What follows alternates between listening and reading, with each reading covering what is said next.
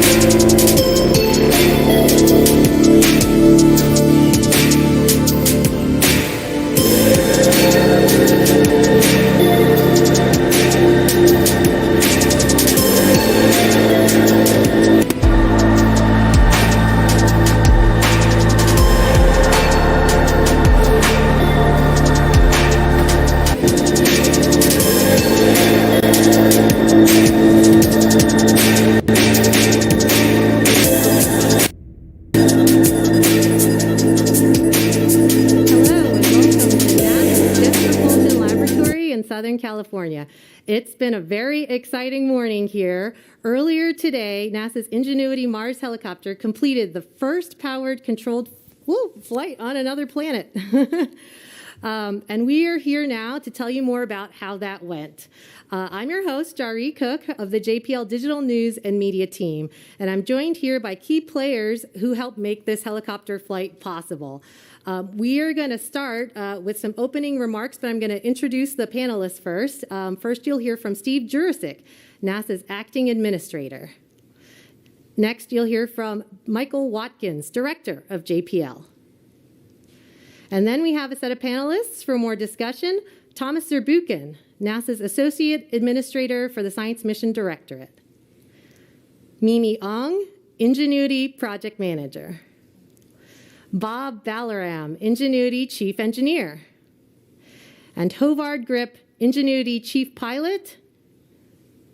And Justin Mackey, Perseverance Rover Imaging Scientist and Deputy Principal Investigator of the Mastcam-Z instrument. So I want to also note that the helicopter team is actually also with us on video conference.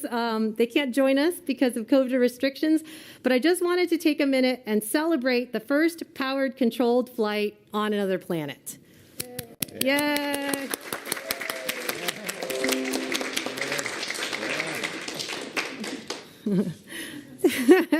Virtual high fives all around, COVID safe. All right, now I wanted to note that we are going to take some questions. Those of you on the Media Telecon, if you want to put yourself in the queue, please press *1. Anyone with questions can also ask questions using the hashtag #MarsHelicopter. Okay, so let's get started with Steve Jurasik, who will then hand over to Michael Watkins at the lectern. Go ahead. Hey, thank you. So first, I just want to congratulate the team on an amazing historic first. Congratulations to Mimi, Bob, and Hovard. Just amazing. Like you said, first control-powered flight on another planet. Just truly amazing. Also want to congratulate the entire Perseverance team. The helicopter was added somewhat late, to the project, which made it really challenging, not only for the helicopter team, but also for the Perseverance team. So for John and Matt, and the Perseverance team who had to figure out how to integrate the helicopter on Perseverance and deliver it to the surface and deploy it. And for Jen and her team, the ops team, who supported this historic first flight. Congratulations to everybody. This was really a all hands on deck effort.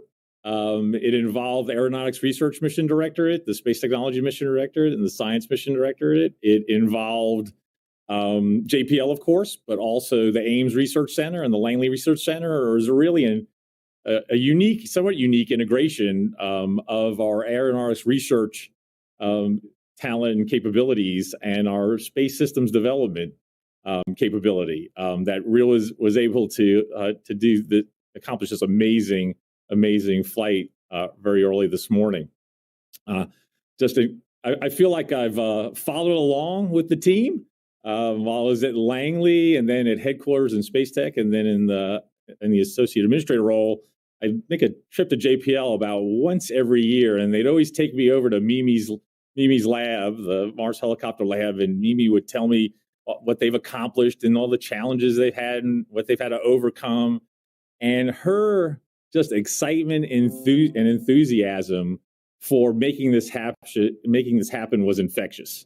I think her leadership, along with the talent of the team, made me believe that they could do it, and they did. So again, congratulations. Many challenges, including having to complete the helicopter development during a global pandemic. They had to get the size and weight of the helicopter down so they could achieve, lift using rotary blades in a very thin atmosphere, and then of course they had another late challenge with having to do a software change and update, and do that with a helicopter 180 million miles from Earth. So just an amazing job. This really is a Wright brothers moment. It's the start of a whole new kind of planetary exploration, and we'll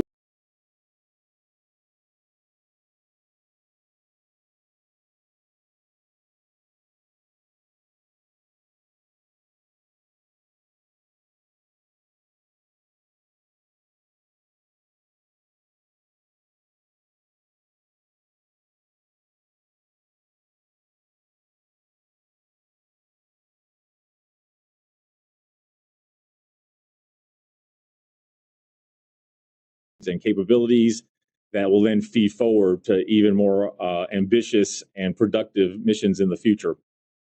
So you all have exemplified what it means to be part of this amazing NASA team. Many organizations, and you came up with this dream and this innovative idea, and you overcame all the challenges and made it happen. This could not be more proud of the team. Again, in the global pandemic, launching Perseverance, landing Perseverance, and now deploying and flying the helicopter, just incredible, and congratulations again.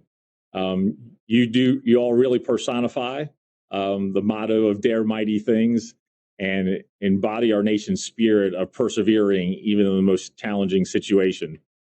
And you are providing inspiration and advancing science and exploration for not only the United States, but for the world. So congratulations again. And with that, I'd like to hand it over to Mike Watkins. Okay, thank you, Steve.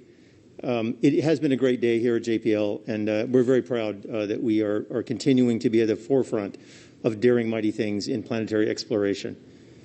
And I wanted to build on something that you noted, which is that Ingenuity is a technology demonstration, right? It builds for the future. And in many ways, it is a perfect example of how we need to be doing technology and how we need to develop technology. And the brilliant engineers, some of whom you'll see in the orange shirts, came up with the idea for Ingenuity, for a Mars helicopter before we had a name Ingenuity, over 7 years ago. And there was a push from technology, but it wasn't quite clear at that time, was it really the right instrument? Was it really the right thing, a helicopter, to put on the Perseverance rover? And so we did what we felt was right, which was we stuck to it. And we kept working on the Mars helicopter. We kept overcoming technological hurdles, and we kept showing why it would be valuable as a scientific instrument in the future. And a combination of rugged support from JPL in terms of technology development, as well as NASA headquarters, and an exceptional team that overcame all the technological challenges one by one until it became obvious that the right thing to do was to put it on Perseverance and fly it to Mars as a full demonstration. And I think that's the kind of partnership, the kind of push of technology and pull of science that we are now seeing to be very productive within NASA. And actually, we're working on several other missions that have technology components, much like Ingenuity, but going to other parts of the solar system as well. Now, our brilliant team has overcome a number of challenges. And for those of you that remember back in 1997, we had a mission called Mars Pathfinder, and it had effectively a technology demo called the Sojourner rover. And that freed us up from being in the place we stuck the landing to being able to drive around. And now of course, those rovers have become Curiosity and our latest Perseverance, capable of driving tens of miles on the surface and going to the best places for scientific discovery. Well, what the Ingenuity team has done is given us the third dimension. They've freed us from the surface now forever in planetary exploration so that we can now make a combination, of course, of driving on the surface and sampling the surface and doing reconnaissance and even scientific experimentation on inaccessible places for a rover. And I think this is exactly the way we build the future. And I think you'll hear a lot more about the scientific promise of rotorcraft on Mars as part and other planets as part of the Science Mission Directorate portfolio. And to talk about the importance of Ingenuity and some of the future, I'd like to turn over to my colleague, Dr. Thomas Zurbuchen, who is the Associate Administrator for the Science Mission Directorate at NASA headquarters. Thomas. Yeah, thanks so much, Mike. And I just want to tell you, as I'm starting here, I'm just so proud to be up here next to Mimi, especially that team here also on the monitor. And I just want to tell you on behalf of all of us at NASA Science how proud we are of you and how we recognize how important you are for this particular success. So I just want to ask one more time, everybody, to join me.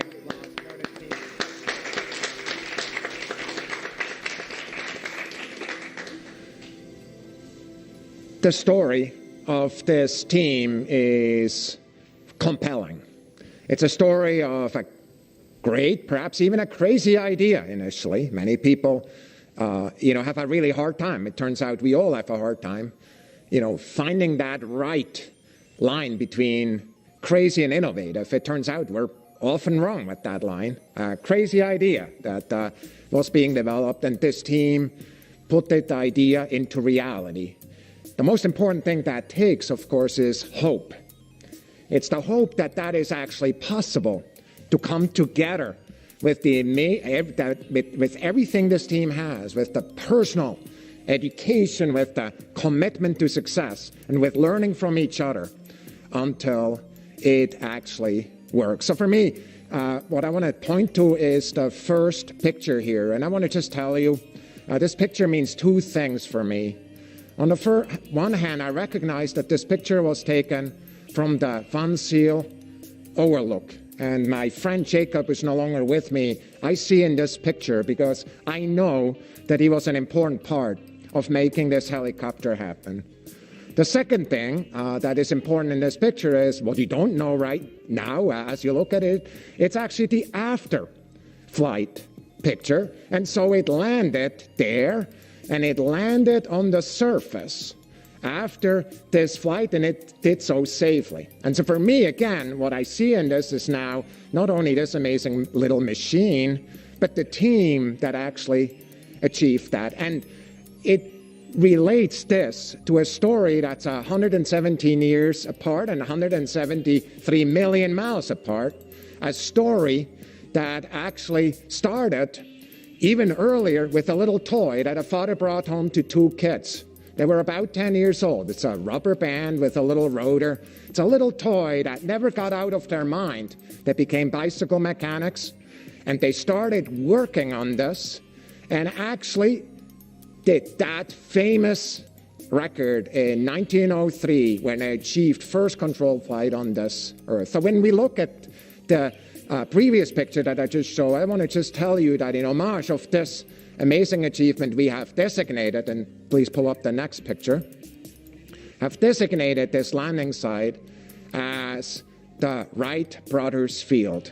We are so excited to have these two stories, the story of Ingenuity and their team related to the Wright brothers. And I just want to tell you, as we go forward, actually, that connection has already been made, and we talk about it. I have here in front of me a little sample of the flyer, actually, the actual fabric that did that historic act in 1903. And what I want to show you in the next movie is actually how this sample, you see there's a piece missing in what I just showed you. In the next movie, I show how this piece that is missing was actually included on this flyer, and this morning made history together with it. So for me, Mimi team, Ingenuity team, history connecting those two amazing stories together has been made this morning. And why don't you tell us more, Mimi Young, about it? Right, thank you, Thomas. Well, our team has been working over 6 years, some even longer, towards that dream of experimenting the first ever flight at Mars. And this morning, our dream came true. If we can play this video, this is taken from Perseverance rover, video of our dream, just beautiful.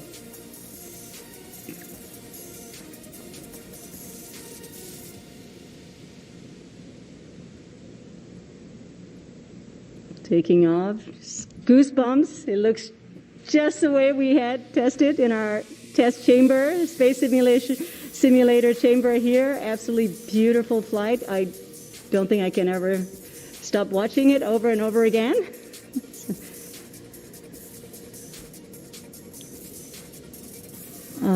And lands.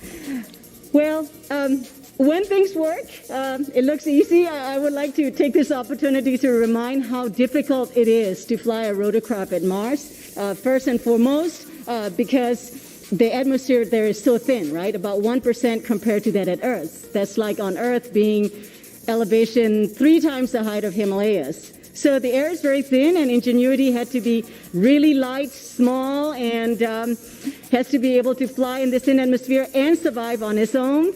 It did all of that under 4 pounds. So Bob Belram will be talking more of that, but I did want to remind that. Well, this morning was an incredible moment. Our team reaction here this morning, this video. It was around 3:30 a.m. this morning, but it sure didn't feel like early in the morning. It just felt like a very normal middle of the day, extraordinarily exciting. Data products confirming that we unpacked image and 1 Hz data. This is downlink handing off to flight control for telemetry analysis. Swash plate servos appear healthy. Overall actuators appear healthy. This is flight control confirming that we have EVRs from Ingenuity. Ingenuity is reporting having performed spin-up, takeoff, climb, hover, descent, landing, touchdown, and spin down.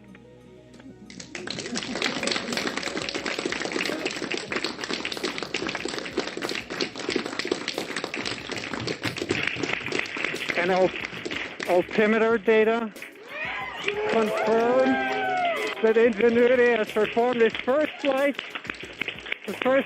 of a powered aircraft to another planet.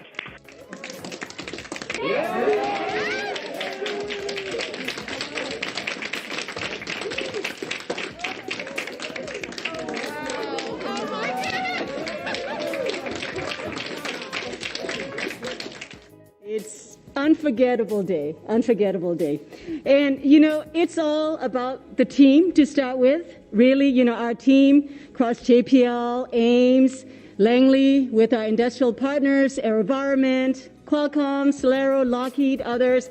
We were a team. Just a strong team. And during this morning downlink, I did say that we had many friends who contributed to our success.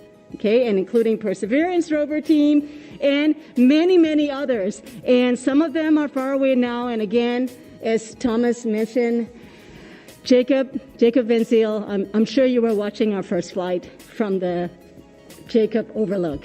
So we're thinking about you, David. I'm thinking about you, Jacob. So with that, this early morning flight, what it means for our mission success. Mars Helicopter Ingenuity Technology Demonstration Project has 3 goals in line with NASA's agency level objectives. So the first is to show on Earth that it is possible to fly powered control flight at Mars. We did that before we were launched. And then the second goal was to actually fly at Mars. We have done it. This is the first time I've been able to say we've done it. And the third goal is to get data back that will inform engineers that are going to designing future generations of Mars helicopters. And we have done that too, and we're going to continue. So beyond this first flight, over the next coming days, we have up to 4 flights planned, and increasingly difficult flights, challenging flights, and we are going to continually push all the way to the limit of this rotorcraft. We really want to push the rotorcraft flights to the limit and really learn and get information back from that. So with that, I'd like to hand over to Bob Belleram, our chief engineer and really the innovator of our original design for Mars helicopter. Over to you, Bob. Thank you, Mimi. First, I'd like to just take a moment to thank all of you who have been on this journey with me. There's been many a technical conversation, many a late night, many a test, and I want to thank all of you who have been part of that, and your families and your loved ones who have helped, get us to this point. Ingenuity itself is extremely healthy at this point. In fact, she's even healthier than she was before this flight. She shook off some of her dust that had been covering her solar panel and is in fact producing even more solar energy than before. The batteries are looking good. The communication system is fantastic. The landing gear appears to have worked well. All the servo mechanisms and motors are doing great. The computers and the avionics behaved flawlessly. So all in all, it's in a perfect state. And I'm just really excited to see what all she can teach us over the next few weeks as we explore aerial mobility on Mars. And with that, Howard, if you can tell us about exactly what happened during this flight, that would be great. Thank you. Yeah, this flight was all about proving that it is possible to fly on Mars. So to that end, what we had instructed Ingenuity to do was to climb to altitude of 3 meters, hover there for a little bit, about 5 seconds, then make a turn of about 96 degrees, hover for another 20 seconds, and then go to land again in the same place that it took off from. And that's what we told Ingenuity to do, and it did exactly that, and it did it just perfectly. From everything we've seen so far, it was a flawless flight. It was a gentle takeoff. At altitude, it gets pushed around a little bit by the winds, but it really just maintained station very well, and it stuck the landing right in the place where it was supposed to go. When we were looking at the downlink data this morning, one of the first things, or one of the most important things that we were looking for was this plot that you can see, which is a plot of the altimeter. That was really our first indication, or real proof, I should say, that, yeah, we really did leave the ground. We really did fly. In addition to this kind of telemetry, during the flight itself, Ingenuity was telling us all along what it was doing. And so what we were able to do with that data is we could take that data and reconstruct the flight and create an animation out of it. So what we're going to see here is such a reconstruction where we've taken that engineering data and animated the flight accordingly. And what that allows us to do is it allows us to look at the flight in a different way, for example, from different angles up close, and see kind of the small motions of the vehicle. And what you will see here is that it's just really, really steady. Just a beautiful flight.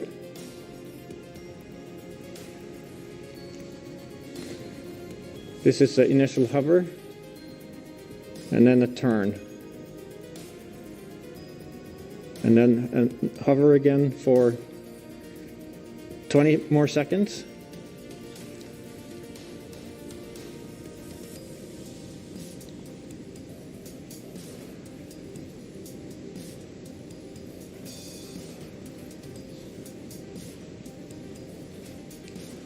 And then the landing. And just the tiniest little bounce that you can see there on the landing. And that is also completely expected. I think we have a video as well from the rover that we looked at before that we're going to see again. And this again, shows us the same thing, this time with real images from the vantage point of the rover. And it shows you, when you get up to altitude here, a little bit more clearly how it gets buffeted a little bit by the wind and how it very gently makes its way back and lands safely where it needs to be.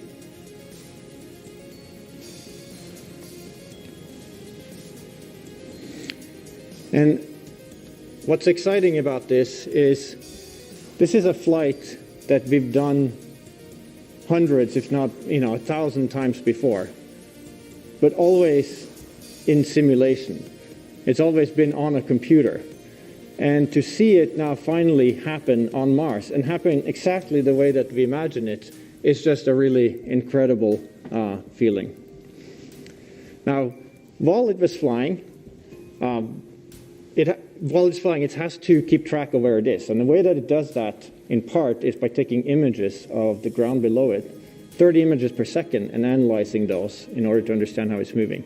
Now, those images are primarily there exactly for that purpose, not necessarily there to be looked at, but it turns out, we grabbed a few of those images and downlinked them to Earth this morning, and it turns out they're absolutely stunning in what they show.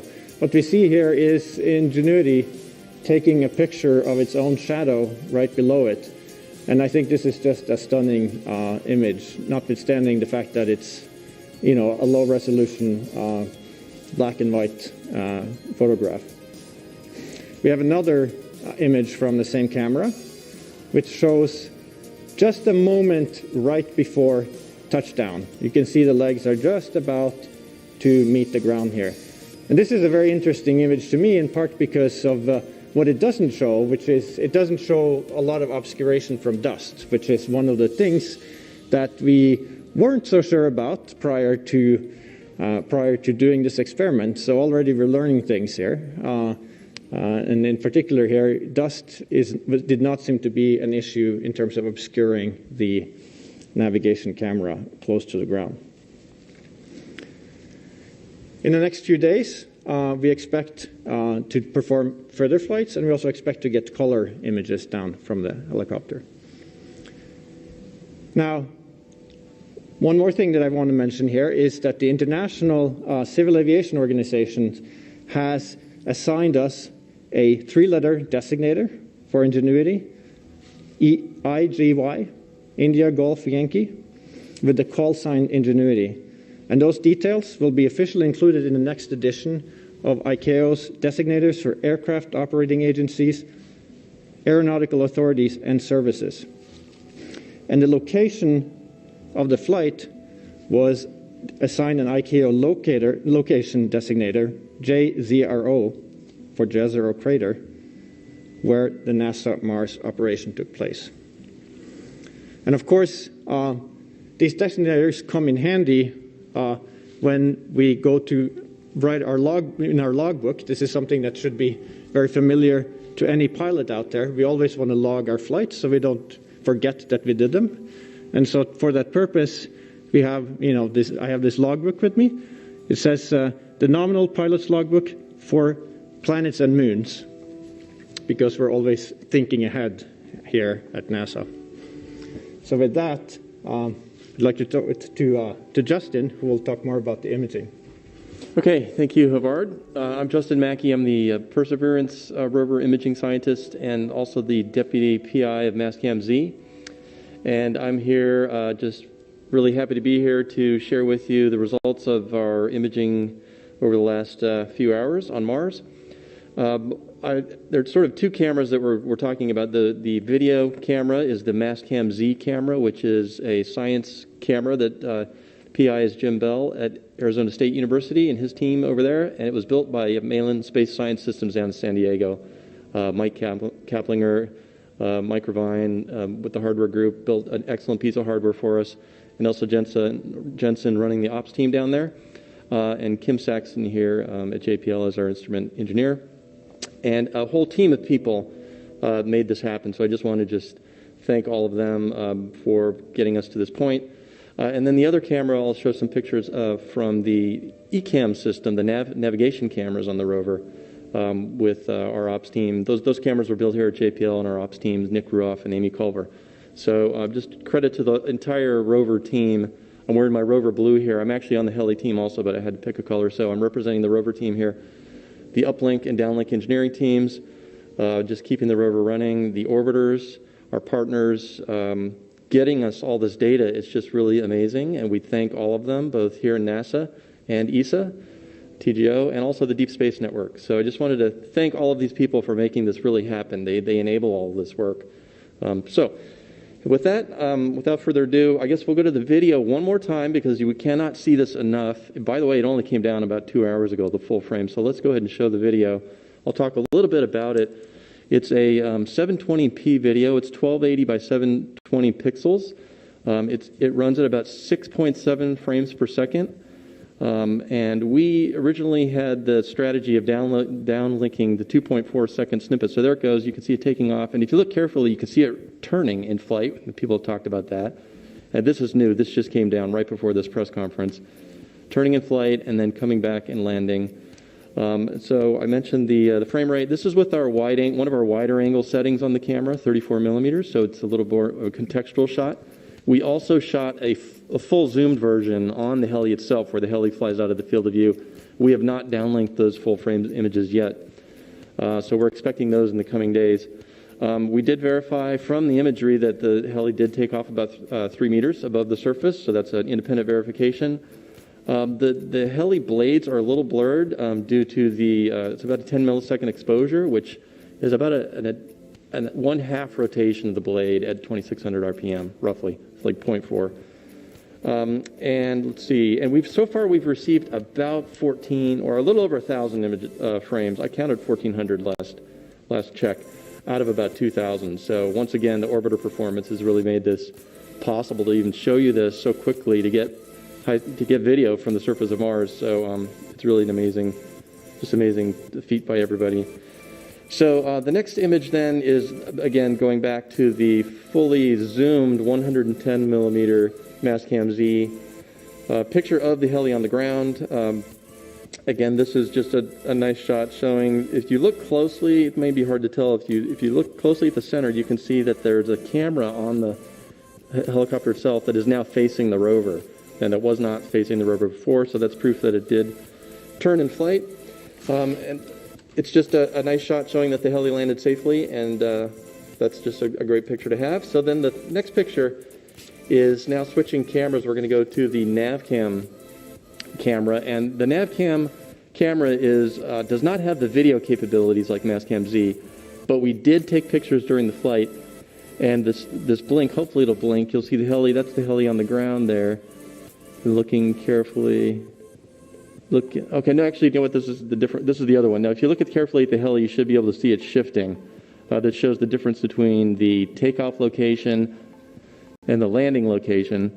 Maybe hard to see in the video, but we'll put that out on the. We'll release that so people could look at that more closely.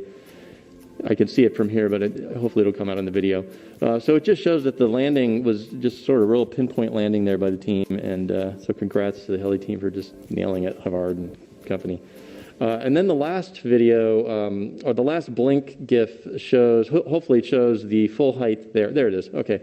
So we have the full height of the helicopter there, captured by the NavCam mid-flight, and then a comparison with the heli then on the ground, which will show the full height. It's hard to see the video there from here. But the main summary is that we actually, you know what, I'm looking at this. This looks like this is the Mastcam Z again. Well, we just got the data all down, so it sounds like it might be slightly out of order. I think the main point here is that we are swimming in data right now, and we're just cataloging it basically and learning about the flight.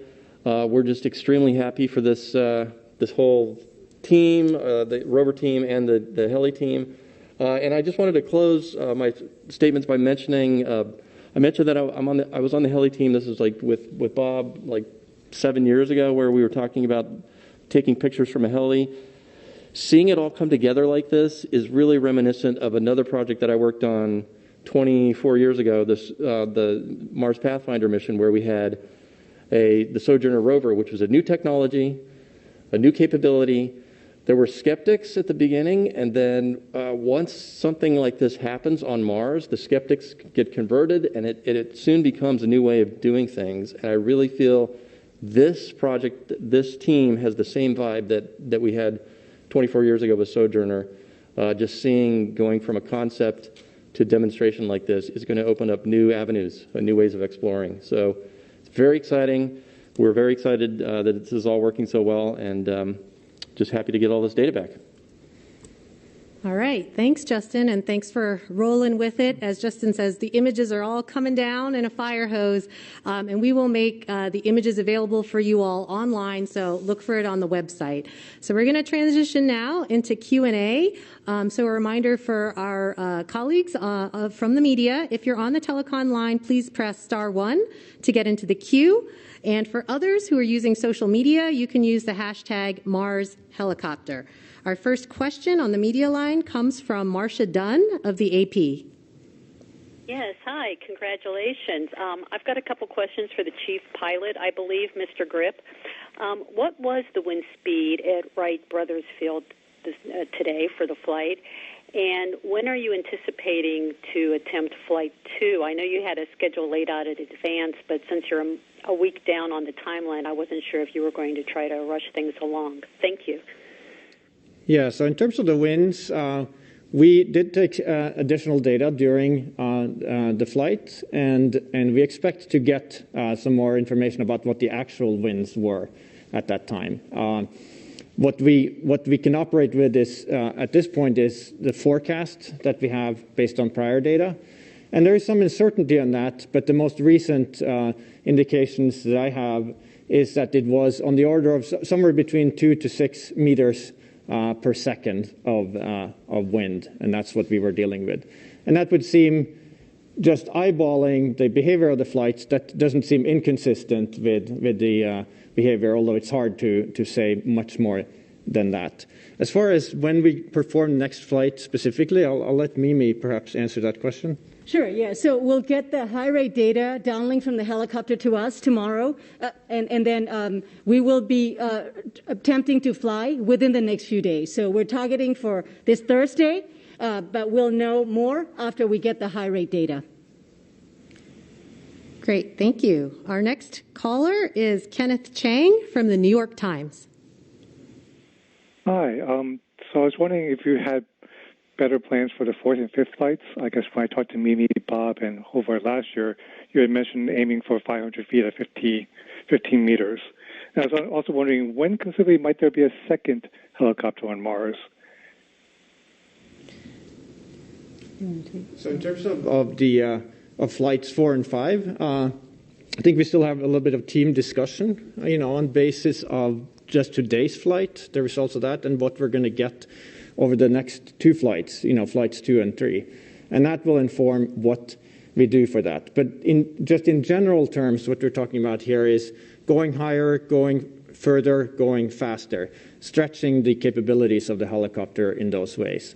But exactly how far in those directions is a discussion that we need to have. So regardless, I can add that we will be pushing the envelope. So as we succeed in certain lateral flights, we're going to go further, faster, definitely, especially towards the end of the experimental window, we will be pushing the envelope and really stretching and understanding how well, we can fly.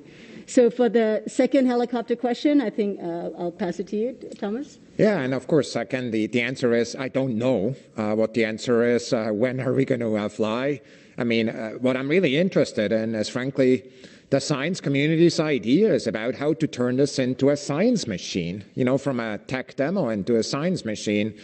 And you see what the opportunities are to fly to Mars. You know that we have some things scheduled in 26, 28 with Mars sample return, but we do competitions on a regular basis for missions that go elsewhere.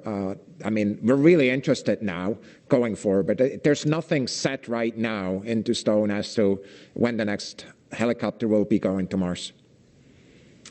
Okay, great. Thank you. Our next caller is Bill Harwood of CBS News. Are you there with us, Bill? I'm sorry, can you hear me now? Yes, there you are. Oh, sorry about that. This is a question for Mimi. You said in your blog post over the weekend that you guys had come up with this software fix, and you warned us that there was maybe a 15% chance it wasn't going to work. You didn't know for sure. And then if it didn't, you just would try again. What is the strategy going forward, given the results today? Is that what you would do on flights 2, 3, or 4? If one of them gets delayed by this software problem, you would just try again. And I'm wondering, is there a deadline where the Perseverance folks really want you to be finished so they can go on with their mission? I'm trying to wonder if there's some clock running on you guys. Thanks. Absolutely. So this command-only option that we chose, the simpler option, it has paid off. We got our first flight in hand. And for the second flight, we will be using the same technique. And so far, it's working well. We've been testing it on Ingenuity, and then today it worked well. So we're going to proceed in that direction. In terms of the duration, yes, we have a 30-day experiment window, and so we have about 2 weeks left. And we believe we'll be able to squeeze the next 4 flights that we have planned. This increasingly bolder flights, we want to go hundreds of meters out towards the end. We do want to push it, and I believe we have enough time to squeeze the next 4 flights in the next 2 weeks left. So again, thank you to Ken Farley, the Perseverance rover team. We will be done in our month, and the rover needs to go on for his primary mission. That's it's very important. So that's the plan. Okay, great. Yes, we have a month of Ingenuity and still some time left. All right. Our next call comes from Steve Gorman of Reuters. Go ahead. Hi. Hope you can hear me. Thanks very much. I just wanted to know, I'm not sure who to direct this question to exactly, but are there practical implications of the success of Ingenuity, not only for expanded, enhanced Mars exploration, but for similar modes of aerial exploration on other worlds, such as Venus or Titan? Bob Bellroom, our chief engineer. Bob, do you want to take that? Yes. The general technique of aerial flight is applicable to places like Titan and Venus. The specific vehicle, I think, will be quite different. Titan's a much easier place to fly, easier even than Earth in some regards. And Venus, depending on where you want to fly, has certain temperature issues. So the specific designs and will be quite different. But yes, this does open up that doorway. And I think the bigger lesson here, I think, is also how do we operate these vehicles? How do we test these vehicles? So there is that kind of knowledge that we have learned from this process of flying Ingenuity that will definitely transfer over and be useful for the folks who will be considering missions to those places. Thank you very much. Okay. Congratulations. Okay, all right. Thanks, Steve. Next up, we have Mike Wall of Space.com. Thank you all for doing this. Just a quick question for probably Justin. Could you just kind of talk a little bit about how difficult it was to get those shots? It seems like everything is perfectly centered and everything worked extremely well. And I know you guys practiced, but was that tough? And a quick second one, do you guys plan to actually try to capture audio on the next flight, like whenever it happens? Thank you. Yeah, so that's a great question. I can tell you from firsthand experience that was harder than it looks. In fact, I think I speak for our entire imaging team that we're kind of relieved that we caught it in flight.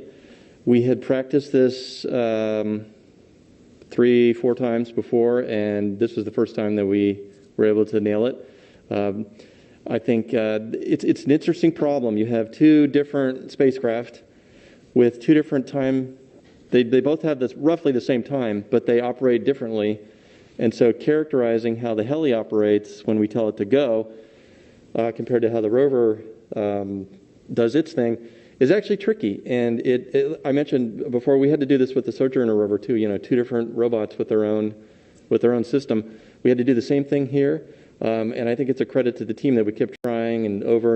And we were having debates, should we do one long video at one spot or do scatter shot? And so we ended up doing a mixture of both. And the fact that it worked out so well is just amazing to all of us, and we're very happy to be able to show these videos today. So that's the long answer. But it was tricky. I'll just say that. And like I said, we're all breathing a sigh of relief. The second question was, what was the second question? What's that? Oh, the microphone, yes. We do have a microphone, and there is a plan to record the sound. We didn't want to put that into the first observation or the first try because it was complicated enough just trying to get the video to work. And so we're going to be putting that in an upcoming plan. I'm not sure if it'll be the second flight, but it's certainly one of our later flights. We have two microphones. We have the EDL cam microphone and then the super cam microphone. And I can tell you the microphone owners are very eager to try, and so we're willing to get them to get a chance to record it.